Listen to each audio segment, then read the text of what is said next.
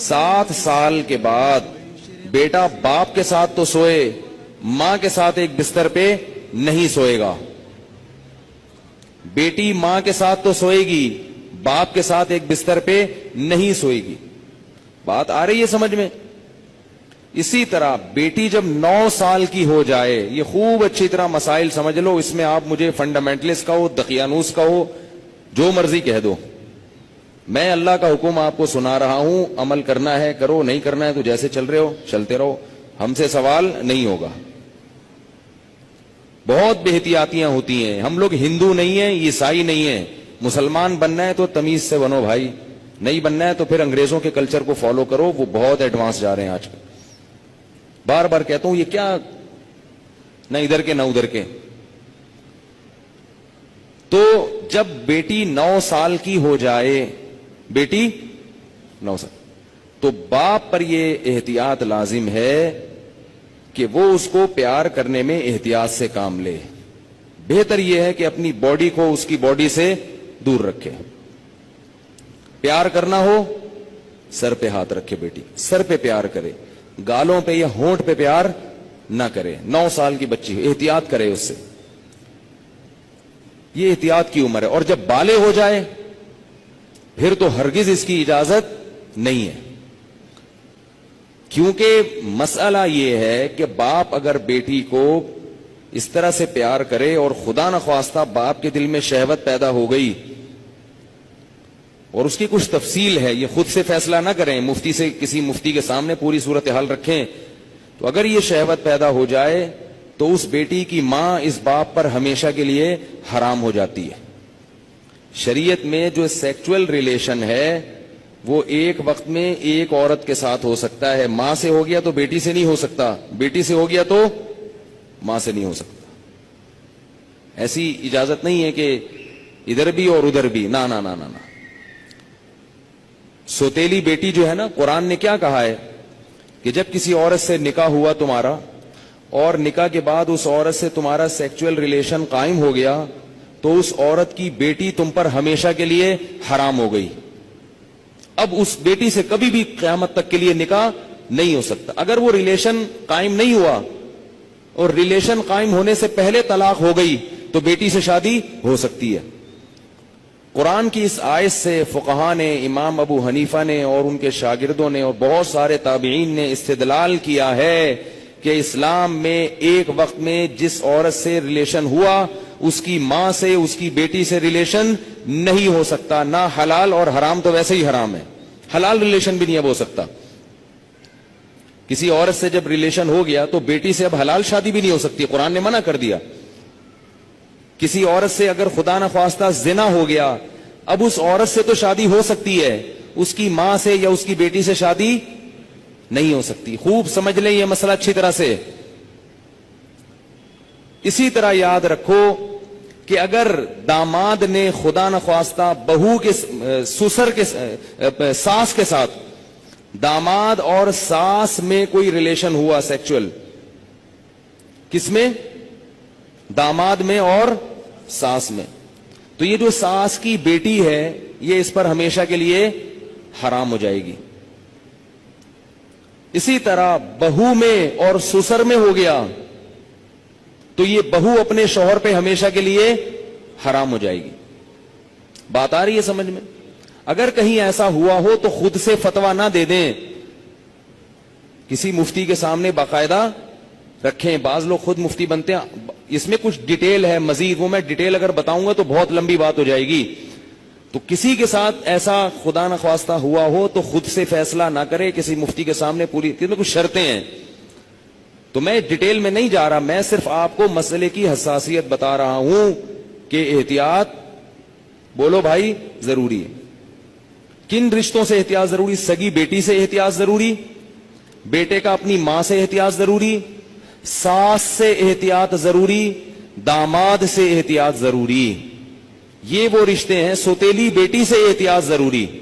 کسی عورت سے آپ نے شادی کی، اس کی بیٹی آپ کی محرم ہے، لیکن اگر اس سوتیلی بیٹی سے سیکچول ریلیشن ہو گیا تو وہ بیٹی تو حرام تھی، اس کی ماں بھی ہمیشہ کے لیے حرام ہو گئی. ایسے واقعات آتے ہیں.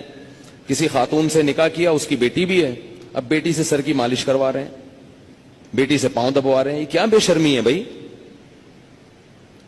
جوان بیٹی سے جو ہے نا وہ پاؤں دبوا رہے ہیں, سر کی مالش کروا رہے ہیں. اور بہت سارے ایسے واقعات آتے ہیں, فون آتے ہیں کہ جی جوان بیٹی تھی, اس سے ایسے میں کر رہا تھا تو مجھے شہوت پیدا ہو گئی, میں کیا کروں. کیا کریں بھائی, آپ کی بیوی حرام ہو گئی اور کیا کرو. حضرت یہ کیا, مجھے تو پتہ ہی نہیں تھا. شریعت کے علم, مسئلے کا علم نہ ہونا اس سے یہ تھوڑی کہ شریعت ہی بدل جائے گی. آپ گئے پاکستان آئے, آپ کو نہیں پتا کہ لال بتی پہ گاڑی روکنی ہے اور ہری پہ چلانی. آپ کو پتا نہیں تھا. لال بتی پہ آپ سگنل توڑ کے آگے چلے گئے, پولیس والے نے روکا تو آپ کہہ رہے مجھے تو پتہ ہی نہیں تھا کہ لال پہ روکتے ہیں. چھوڑ دے گا آپ کو وہ. تو اسی طرح اللہ بھی نہیں چھوڑتے کہ پتہ ہی کوئی نہیں, آپ کو پتہ ہی نہیں تھا آپ کو. تو یہ خوب سمجھ لیں, ان رشتوں میں احتیاط کی بہت سخت ضرورت ہے. اسلام پاکیزہ نظام بنانا چاہتا ہے. بہو گھر میں آئی ہے تو سسر کے لیے وہ بیٹیوں کی طرح ہے. جب بھی اس پہ نگاہ ڈالے, کیسی نگاہ ڈلے گی, بیٹی جیسے. اور اس کو ہاتھ نہ لگائے. پیار کرنا ہے بہو کو, سر پہ ہاتھ رکھے. سمجھ رہے ہیں؟ نہیں سمجھ میں آ رہی نا, کیا کریں. بہو کو پیار کرنا ہے تو کیا کرنا ہے, سر پہ ہاتھ رکھنا ہے بس. بیٹیوں کی طرح بس سر پہ ہاتھ رکھا بس. کیسے بے شرمی کے واقعات آ رہے ہیں. خواتین بتاتی ہیں, سسر صاحب آ رہے ہیں, وہ خواتین, کئی خاتون آئی ہیں بہو امریکہ سے, سسر صاحب ایئرپورٹ پہ لینے پہنچے ہوئے اور گلے مل رہے ہیں اس سے. بہو کو تکلیف ہو رہی ہے, اس کو شرم آ رہی ہے کہ ہمارے سسر کیا کر رہے ہیں. اس کو شرم محسوس ہو رہی ہے کہ میرے یہ سسر صاحب کیسے ہیں. لیکن وہ بیچاری بول نہیں سکتی. وہ بولے گی تو سسر کیا کہیں گے کہ مجھے باپ نہیں سمجھتی, مجھے باپ مجھ پہ شک کرتی ہے. کیوں بھائی؟ تو سسر کو مسئلہ سمجھا دیں. میں یہ نہیں کہہ رہا کہ وہ بیچارہ غلط ہوگا, ہو سکتا ہے وہ بیٹیوں ہی کی طرح گلے مل رہا ہو, اور ہر ایک کی سوچ غلط نہیں ہوتی, کسی سے بدگمان ہونے کی اجازت نہیں ہے. اصول ہیں بھائی. 100 آدمیوں میں سے ایک اگر غلط ہوگا تو اس ایک غلط کے شر سے بچانے کے لیے مزید 99 کو بھی منع کیا جائے گا. الحمدللہ ہمارے گھروں میں خیر غالب ہے. سسر بہو کو بیٹیاں کی طرح سمجھتے ہیں, بہویں سسر کو باپ کی طرح سمجھتی ہیں. ہمارے معاشرے میں ابھی شر کا عنصر کم ہے, خیر اس معاملے میں الحمدللہ غالب ہے. مگر یہ غالب ہی رہے تو اچھا ہے. اگر یہ بے احتیاطیاں ہوئیں تو خیر کم ہو جائے گی اور شر غالب آ جائے. تو اچھے اور خاندانی لوگوں کے ہاں یہی ہوتا ہے کہ بہویں اپنے سسر کے سامنے ذرا لپٹ کے بیٹھتی ہیں, چادر وادر سر پہ لے کے بیٹھتی ہیں. ایک تقدس ہوتا ہے, ایک رشتہ ہوتا ہے. اسی طرح یاد رکھو, بہو کے لیے, سسر کے لیے یہ غلط ہے, جائز نہیں ہے کہ وہ بہو کے کمرے میں بغیر پرمیشن کے داخل ہو جائے. یہ بھی ہوتا ہے. سسر صاحب کیا کرتے ہیں, شادی ہوئی ہے, دروازہ کھول کے بہو کے کمرے میں گھس گئے.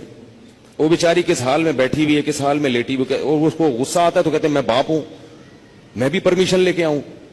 تو حیا بھی کوئی چیز ہوتی ہے. تو جوان بیٹی کے کمرے میں باپ کو اس طرح نہیں گھسنا چاہیے. بیٹی کا بھی باپ سے کوئی حیا تو ہوتی ہے نا. تو اس لیے ان چیزوں میں احتیاط برتو. ہم کسی پہ الزام نہیں لگا رہے, کسی پہ شک نہیں کر رہے, یہ سارے کیسز ہو رہے ہیں. ایک صاحب کہتے ہیں کہ میرے والد صاحب نے میری بیوی کے لیے چوڑیاں لاتے ہیں تو میری بیوی کا ہاتھ پکڑ کے اس کے ہاتھ میں چوڑیاں ڈال رہے ہیں. وہ صاحب کہہ رہے ہیں مجھے اچھا نہیں لگ رہا کہ میرے ابا میری بیوی کے ساتھ ایسا کیوں کر رہے ہیں. اس کو غیرت آ رہی ہے بیٹے کو کہ یار یہ ابا کیا کر رہے ہیں. کہہ رہے لیکن ابا کو بولو تو ابا کیا کہیں گے, مجھ پہ شک کر رہے ہیں, مجھ پہ شک کرتے ہو, میں کوئی برا آدمی ہوں, میں کوئی ایسا ہوں. تو بھائی شکوت کی بات نہیں ہے. ابا کو بتا دو ابا آپ بہت اچھے ہیں, بہت اچھے ہیں, لیکن آپ کو شریعت نے اس کی اجازت نہیں دی ہے کیونکہ اس سے شر پھیل سکتا ہے. سعودی عرب کے مفتی اعظم جو سابق تھے, بڑے پرہیزگار عالم تھے, ان کا یہ فتویٰ تھا کہ اگر ساس جوان ہو اور داماد بھی جوان ہو تو ساس کو چاہیے کہ داماد سے پردہ کرے. بہتر ہے, واجب تو نہیں ہے لیکن بہتر ہے. اسی طرح اگر سسر بالکل جوان ہو اور بہو بھی بالکل جوان ہو تو بہو کو چاہیے کہ وہ سسر سے اس زمانے میں پردہ کرے. تو ہم یہ تو نہیں کہہ رہے کہ پردہ کرے, ہم تو آسانی دے رہے ہیں. پردہ نہیں بھی کرتی تو کم از کم احتیاط لازمی کرے. یہ تو وہ رشتے ہیں جو اللہ نے حرام کر دیے. اور دیور کیا ہے, وہ تو موت ہے بھائی, حدیث میں آتا ہے. ٹھیک ہے اس سے رشتے حرام نہیں ہوتے, دیور سے خدا نخواستہ کوئی سیکسول ریلیشن ہو گیا تو نکاح پہ فرق نہیں پڑتا, मगर रसूलुल्लाह सल्लल्लाहु अलैहि वसल्लम ने देवर से इतनी एहतियात का हुक्म दिया, फरमाया अलहम्वु मौत, देवर क्या है? मौत जैसे। सब कुछ होता है घरों में अल्लाह के बंदो, इतना घुन्ना बनने की जरूरत नहीं है, एहतियात बरतो। जवान भाभी क्यों देवर के सामने आ रही है, क्यों फ्री हो रही है? ठीक है आपके घर में नहीं होता, आपके यहां अच्छा माहौल है, लेकिन ये माहौल अच्छा जब ही रहेगा जब एहतियात रहेगी, वरना आहिस्ता आहिस्ता क्या होगा, खराब हो जाएगा माहौल। तो ये एक बात थी जो मैंने बतानी थी आप लोगों को कि इसमें एहतियात जरूरी है।